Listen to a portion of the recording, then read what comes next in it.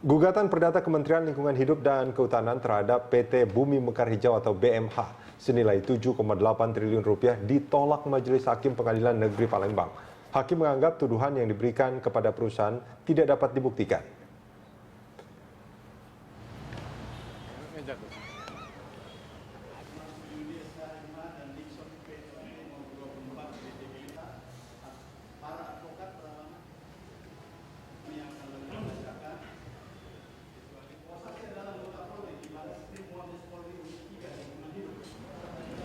Ketua Majelis Hakim Parlas Nababan dalam pembacaan putusan sidang terbuka di Palembang menyatakan selain menolak gugatan, pihak penggugat yakni Kementerian Lingkungan Hidup dan Kehutanan atau KLHK juga diwajibkan membayar biaya perkara sebesar Rp10.521.000. Menurut Majelis Hakim tidak ada indikasi tanaman rusak karena setelah lahan terbakar, tanaman akasia masih dapat tumbuh dengan baik.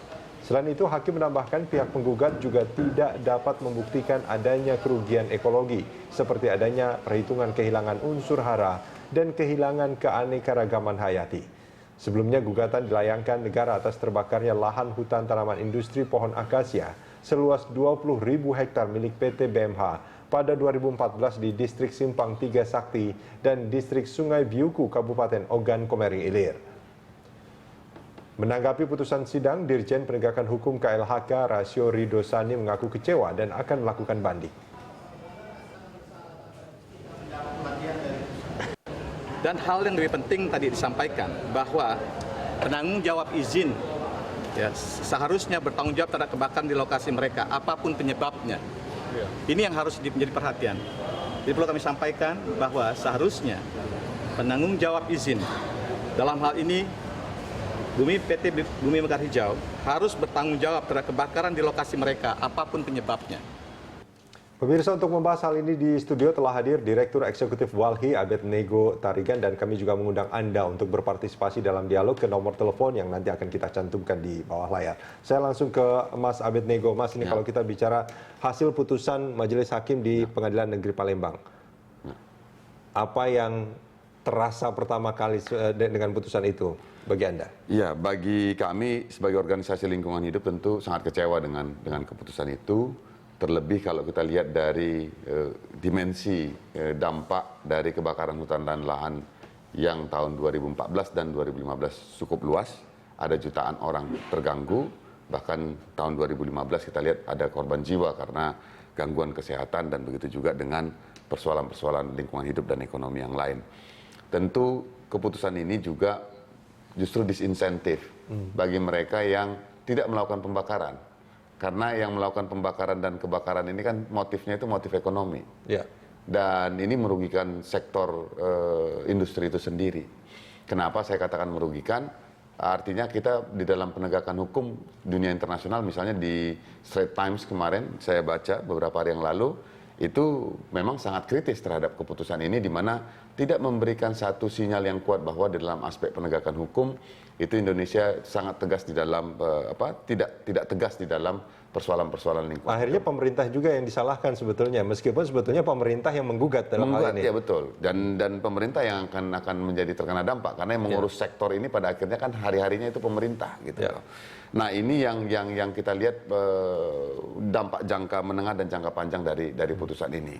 Walaupun kami senang mendapat kabar bahwa pemerintah akan melakukan banding terhadap keputusan ini, tetapi bagi kami selain banding tentu pemerintah perlu melakukan evaluasi terhadap tim kuasa hukumnya pemerintah juga.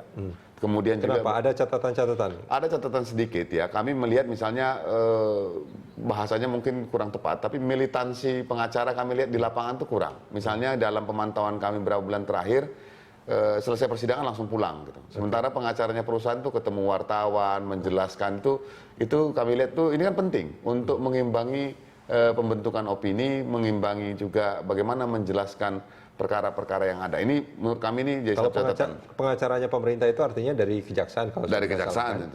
Jadi ya bahkan ada beberapa itu harus buru-buru pulang karena harus ngejar pesawat. Itu jadi catatan kritis kami juga dalam konteks ini. Dan kemudian juga soal artinya Anda ingin mengatakan bahwa putusan Majelis Hakim itu juga sangat tergantung pada opini publik yang dibangun oleh pengacara-pengacara perusahaan. kami menduga ke arah sana gitu loh. Karena kita tidak bisa pungkiri kan ini bukan hanya soal bicara soal kebenaran yang ada di dalam gugatan maupun sanggahan yang diberikan oleh perusahaan, tetapi pandangan-pandangan dari publik dan kemudian juga opini-opini yang pasti akan sangat mempengaruhi dari keputusan hakim yang Untuk ada. tingkat nasional, setahu saya sih publik tetap sangat mendukung apa yang dilakukan oleh Kementerian Lingkungan Hidup dan Kehutanan sebetulnya, karena kebakaran yang kemarin meskipun tidak terlalu terasa di Jakarta misalnya, kita tahu bahwa masyarakat Jakarta itu sangat kritis dengan apa yang terjadi di sana, gitu. Apakah ini lebih karena karena subjektivitas hakim itu kan memang ini ya sangat kental di sana. Itu Anda tidak melihat ada unsur-unsur lain selain itu ya? Kalau yang pertama kita melihatnya memang bahwa hakim di dalam melihat perkara lingkungan itu masih sangat konservatif. Ya. Maksudnya konservatif ya gimana? Berdasarkan dakwaan dan kemudian juga ya dari saksi ahli atau saksi yang saksi-saksi perusahaan hanya sebatas di dalam melihat proses persidangan yang ada. Tetapi sebenarnya kan di dalam konteks lingkungan hidup itu sudah banyak perkembangan-perkembangan, misalnya soal strict liability, tanggung jawab mutlak dari pemegang izin bahwa terbakar atau dibakar atau melakukan pembakaran itu sebenarnya itu menjadi tanggung jawab bahwa yang pemilik izin itu tidak diperkenan harus memastikan kawasannya tidak terbakar. Anda ingin mengatakan bahwa majelis hakim di sana pun sebetulnya kan juga merasakan asap itu, tapi dia tidak mau melihat itu sebagai sesuatu gitu ya. Dia malah lebih melihat apa yang ada di dalam pengadilan. Tapi kan memang proses hukum itu yang kita akui kan affirmandi incumbit probato. Siapa yang menuduh itu dia yang harus membuktikan, ya kan? Tetapi dalam konteks lingkungan hidup sebenarnya misalnya soal di Undang-Undang 41, Undang-Undang Kehutanan, Undang-Undang 32, Undang-Undang Perkebunan, semua perkebunan itu dilarang ini kok, aktivitas pembakaran maupun terbakar itu sangat jelas, sangat jelas, itu tanggung jawabnya itu gitu loh. Nah, ini kan strict liability ini merupakan satu hal yang disanggah oleh hakim atau tidak dapat diterima oleh hakim itu gitu loh. Makanya kita sejak dari awal bukan hanya dalam perbuatan melawan hukum di dalam konteks ini gitu ya, tetapi juga tanggung jawab mutlak tadi itu menjadi hal yang penting untuk dilihat. Artinya Anda ingin mengatakan bahwa majelis hakim tidak mempertimbangkan sama sekali stake liability yang juga sebetulnya termaktub di undang-undang yang sangat jelas. Dan sebenarnya itu melekat di pemegang izin. Kalau kita pemegang izin itu harus kita bertanggung jawab. Mau apakah terbakar, dibakar itu kita harus bertanggung jawab untuk menyelesaikan itu. Artinya sebetulnya ini kan mempertanyakan kemampuan majelis hakim untuk melihat undang-undang secara utuh. Secara utuh. Dan kemudian kan ini kan kita tahu bahwa besar sekali motif ekonomi di balik kebakaran ini. Misalnya yang sudah kita bahas beberapa kali di Berita Satu juga, misalnya beberapa bulan yang lalu ketika kebakaran ini mengalami puncaknya, bahwa aktivitas pembakaran itu kan juga karena motif ekonomi, di mana itu sangat murah land clearing, dan memang benar bahwa pembakaran itu adalah dilakukan untuk percepatan dekomposisi dari material-material yang ada, sehingga kesuburan tanah memang diakselerasi, dipercepat dengan itu daripada dekomposisi secara alamiah gitu loh. Jadi memang motifnya itu ya di sana gitu loh. Tetapi kemudian kan justru motif ini kayak diamini gitu loh oleh hakim gitu, bahwa ya masih bisa digunakan dan memang untuk ditanam. Tapi kan persoalannya bahwa justru karena motif ini dan ini punya dampak di luar di luar konsesi, dalam arti masyarakat lebih luas dan kemudian juga kepada ekosistem secara keseluruhan, yang harus diperhatikan hakim ternyata justru tidak diperhatikan oleh hakim. Iya, ini kan menarik sebetulnya kalau kita melihat putusan hakim ini. Apakah ini putusannya itu sudah tergugat terbebas ya? Udah gitu yang penggugat pun harus dihukum pula untuk membayar itu. Ini kan sudah jatuh tertimpa tangga gitu sebetulnya. Nah, saya misalkan sebagai orang awam, sebagai rakyat Indonesia, sebagai pembayar pajak kepada pemerintah, tentu juga kan mempertanyakan putusan majelis hakim ini gitu. Nah, kalau Anda melihat apakah perlu dilakukan semacam evaluasi atau istilahnya apa ya untuk putusan-putusan hakim itu dilakukan eksaminasi gitu terhadap putusan itu. Kami memang berencana dengan beberapa akademisi untuk melakukan eksaminasi publik ya terkait dengan putusan ini, karena kita melihat tuh dampaknya ini, bahwa masih bisa banding, nanti masih bisa juga ke Mahkamah Agung kalau memang artinya masih situasinya sama gitu, keputusannya sama di tingkat banding nanti. Tetapi yang kita khawatirkan sebenarnya jangka menengah dan jangka panjang gitu ya. Kita tahu bahwa kasus BMH ini kan kasus tahun 2014 sebenarnya, bukan kasus yang 2015 gitu ya. Sementara 2015 kita menghadapi ada salah satu kebakaran hutan dan lahan yang paling besar dalam 18 tahun terakhir gitu ya.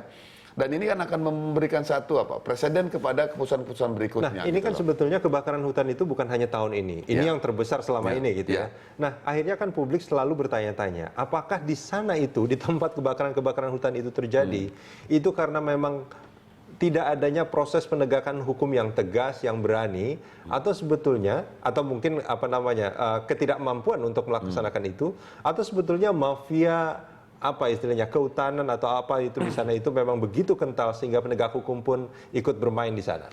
Kalau kita lihat bahwa ruang dan peluang beroperasinya mafia peradilan itu sebenarnya cukup besar. Sekarang kan begini logikanya. Itu tuntutan 7,8 triliun ya. Kalau saya pengusaha, saya pasti berupaya bagaimana kalaupun saya kalah, harus sekecil-kecil mungkin. Oke. Gitu. Dan sekarang dia menang lagi ya. Bahkan Anda nggak usah harus mengeluarkan sampai ratusan miliar. Puluhan miliar saja itu sudah jauh lebih baik daripada mendapatkan sanksi denda 7,8 triliun ini. Misalnya kasus yang banyak sekali dibicarakan orang adalah kasus di Kuala Tripa, 300 miliar lebih gitu ya. Siapapun pengusaha itu akan menghindari sanksi 300 miliar, saya pikir. Artinya putusan hakim ini membuat sukses besar bagi pengusaha dong ya. Mas Afed, kita jeda sebentar, kita akan lanjutkan di segmen berikut.